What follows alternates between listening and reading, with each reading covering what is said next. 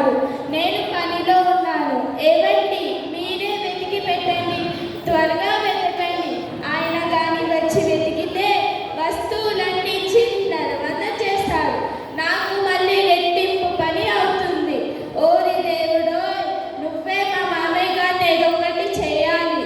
మీ కళ్ళద్దాలను మీరే ఎక్కడొక్కరు పెట్టి మమ్మల్ని విసిగిస్తూ ఉంటారు.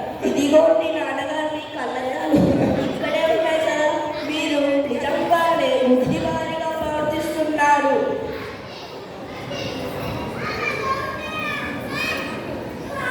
నాన్న నాన్న, నాకు ఈ లెక్క అర్థం కావడం లేదు. కొంచెం వివరించి చెప్తావా? లెక్కలు ఎప్పుడు ఎంతటా నువ్వే నేర్చుకోరా, అప్పుడే నీకు అర్థమవుతాయి. అందుకే నువ్వే ప్రయత్నించు. అలాగే నాన్న.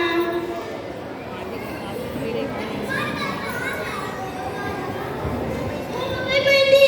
అమ్మా! అయ్యో అయ్యో, తగిలిందా నాన్న? జాగ్రత్త. ఎక్కడైనా దెబ్బలు తగ్గాయా నాన్న? నాకు ఏమీ అవ్వలేదు నాన్న, నేను బాగానే ఉన్నాను.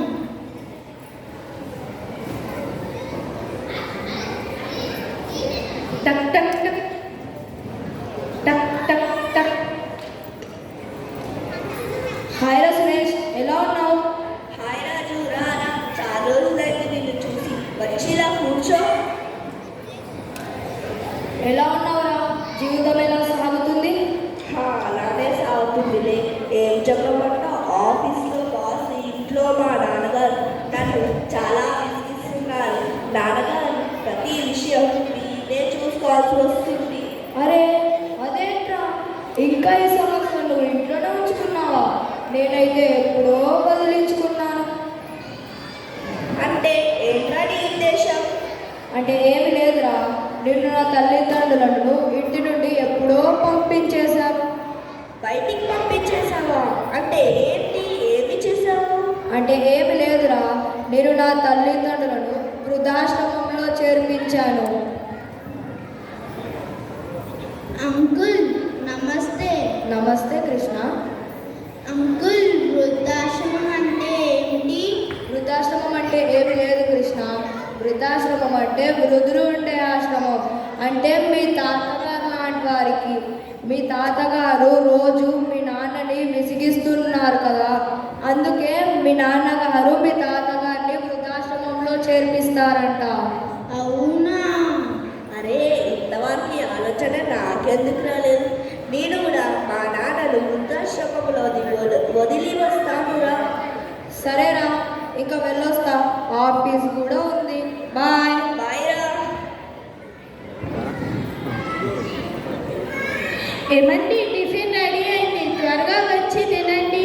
కృష్ణ, నువ్వు కూడా త్వరగా రెడీ అవ్వు, స్కూల్కి వెళ్ళాలి కదా. నా కళ్ళద్దాలేవి కొంచెం వెతికి పెట్టు. అక్కడే ఎక్కడో ఉంటాయి, వెతకండి. కృష్ణ, నాన్నగారికి కళ్ళద్దాలు వెతకడంలో సహాయం చెయ్యి. నాన్న, నాటకాలు ఆడుతున్నావా? రోజు ఎక్కడో ఒక దగ్గర పెట్టి మర్చిపోతున్నావు. ఇదిగోండి నాన్న, ఇక్కడే ఉంది కదా. మీరు నిజంగానే గుడ్డివారిలా ప్రవర్తిస్తున్నారు, నన్ను విసిగిస్తున్నారు. నాకు మీరుండి ఎప్పుడు విముక్తి కలుగుతుందో ఏమిటో. మీరు కూడా తన అబద్ధులైపోండి. నేను కూడా మిమ్మల్ని వృద్ధాశ్రమంలో వదిలి వస్తాను. అదేంట్రా అలా మాట్లాడుతున్నావు? పెద్దవారితో ఎలా మాట్లాడాలో నీకు తెలియదా? నువ్వు ఇవన్నీ ఎక్కడి నుండి నేర్చుకో. నేను ఇవన్నీ ఎక్కడి నుండో నేర్చుకోవట్లేదు, ఇంట్లో నిన్ను చూసే నేర్చుకుంటున్నా.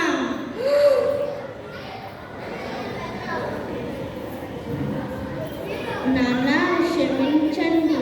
నేను ఒక్కసారి ఇలా మాట్లాడితే మీరు ఎంత బాధపడుతున్నారు కదా. మీరు రోజు తాతయ్య గారిని ఇలానే మాట్లాడి బాధపడుతున్నారు కదా. నేను కింద పడిపోయినప్పుడు మీరు ఎంత కంగారపడి ఉంటారో, మీ చిన్నప్పుడు మీరు కింద పడినప్పుడు తాతయ్య గారు కూడా అంతే కంగారపడి ఉంటారు కదా. బాబు కృష్ణ, అమ్మా నాన్నతో మాట్లాడకూడదు. వాళ్ళు నీకు దైవంతో సమానం. మనం వారిని గౌరవించాలి. తాతయ్య,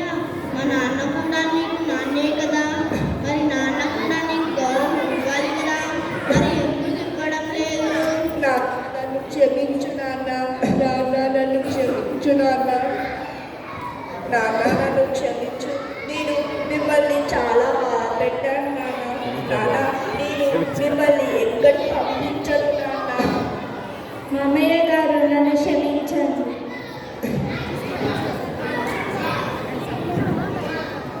ఈ నాటకాన్ని